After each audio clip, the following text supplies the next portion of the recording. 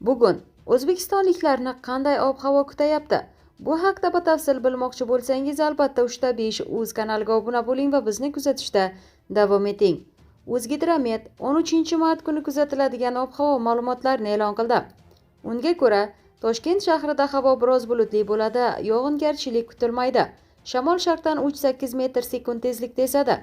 Harorat kechasi 7-9 daraja iliq, kunduzi 18-20 daraja iliq bo'ladi. Qoraqalpog'iston Respublikasi va Xorazm viloyatida havo biroz bulutli bo'ladi, yog'ingarchilik kutilmaydi. Shamol sharqdan 7-12 metr sekund tezlikda esadi. Harorat kechasi 0,5 daraja iliq, kunduzi 10-15 daraja iliq bo'ladi. Buxoro va Navoiy viloyatlarida havo biroz bulutli bo'ladi, yog'ingarchilik kutilmaydi.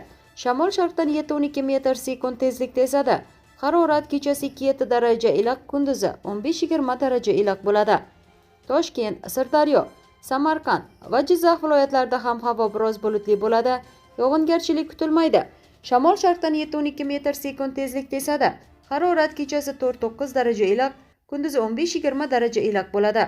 Andijon, Namangan va Farg'ona viloyatlarida ham havo biroz bulutli bo'ladi, yog'ingarchilik kutilmaydi. Shamol sharqdan 5-10 metr sekund tezlikda esadi.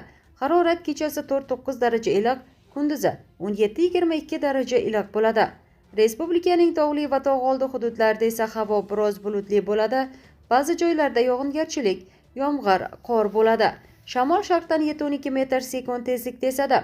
Harorat kechasi 0,5 daraja iliq, kunduzi 15-20 daraja iliq bo'ladi. Ob-havoning qanday bo'lishidan qat'iy nazar, o'zingiz va atrofdagilarni ehtiyot qiling va 3-5 uz kanalini kuzatishda davom eting.